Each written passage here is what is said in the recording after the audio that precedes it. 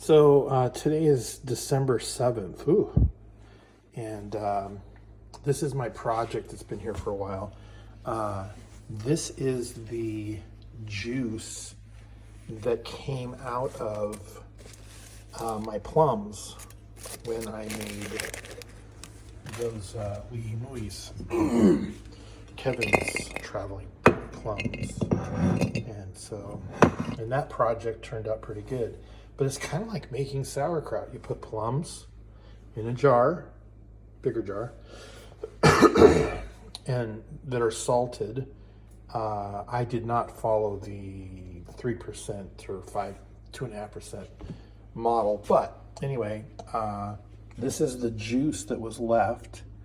And of course I had flies landing.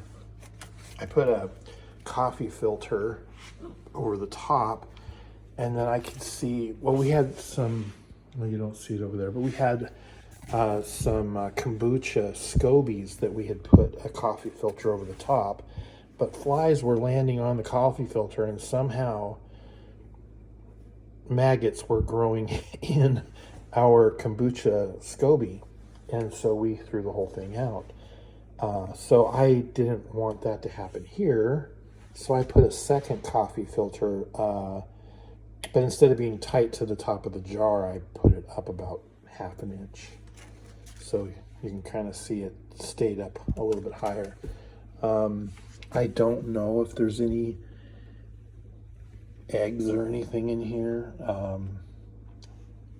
but it's salt. And so what I have here is one of those growing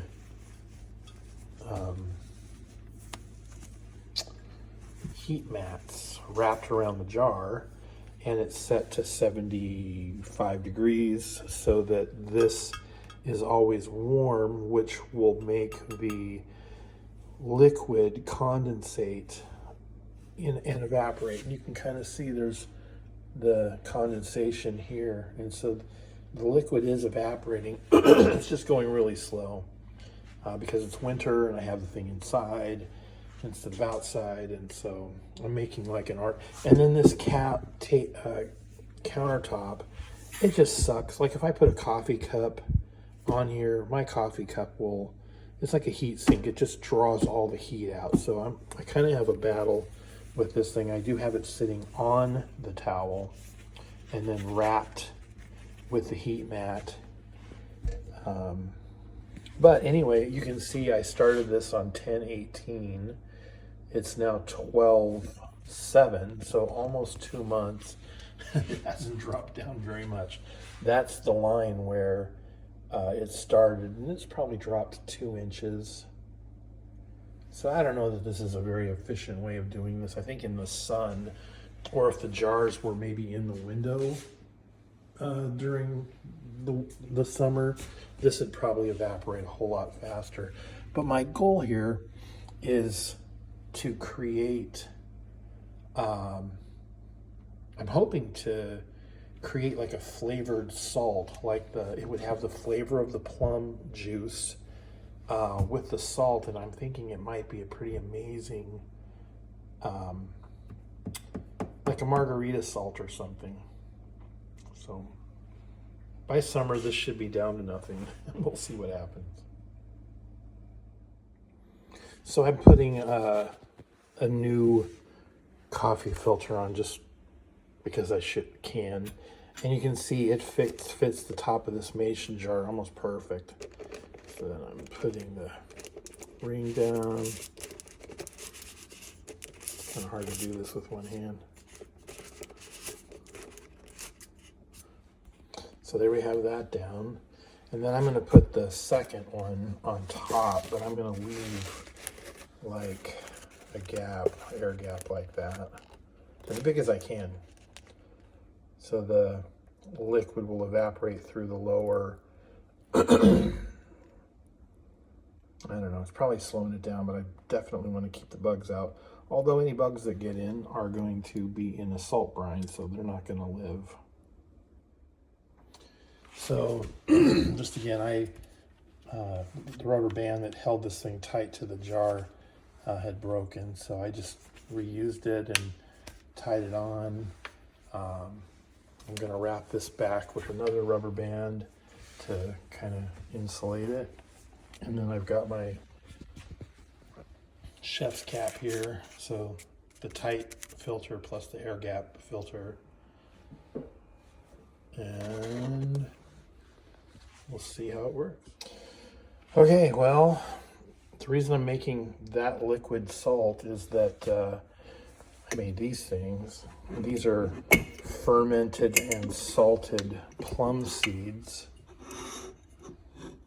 So I'm going to grab me one because I like to eat them. This one's a really fatty, big fatty. But I rolled these in a 50-50 mixture of sugar and salt, Celtic sea salt, and mixed with some crushed anise.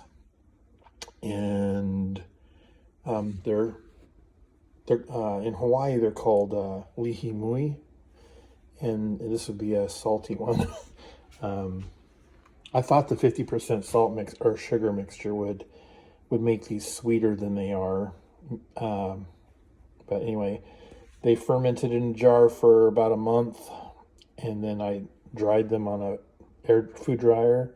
Now they're in a jar. I have a couple more jars in here of them that I made, different little batches, but I'm going to eat one.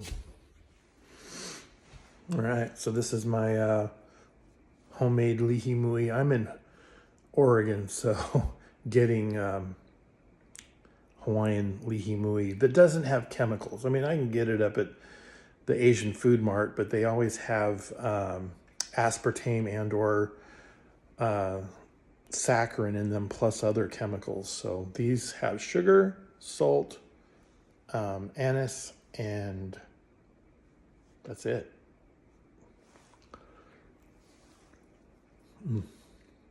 They're really salty. But if you take one of these with a bunch of water, drink water as you're eating one of these, it'll really keep you hydrated. And it satisfies that salty craving, like for chips or whatever. This is the way to go. Healthy.